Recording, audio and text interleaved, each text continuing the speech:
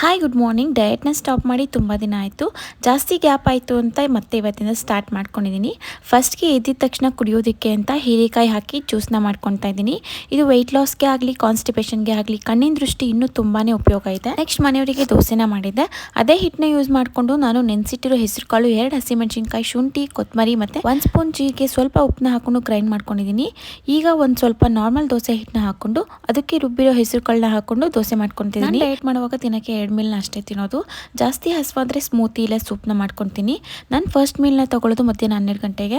ಸಂಜೆ ಒಂದು ಆರೆಂಜ್ನು ತಿಂದು ನೈಟ್ಗೆ ವೆಜಿಟೇಬಲ್ ರಾಗಿ ಸೂಪ್ನ ಮಾಡ್ಕೊತಾ ಇದ್ದೀನಿ. ತರಕಾರಿ ಯಾವ್ದು ಬೇಕಾದರೂ ಹಾಕ್ಕೋಬೋದು. ನಾನು ಬೀನ್ಸ್ ಮತ್ತು ಕ್ಯಾರೆಟ್ನ ಸಣ್ಣದಾಗಿ ಕಟ್ ಮಾಡಿ ಹಾಕ್ಕೊಂಡಿದ್ದೀನಿ.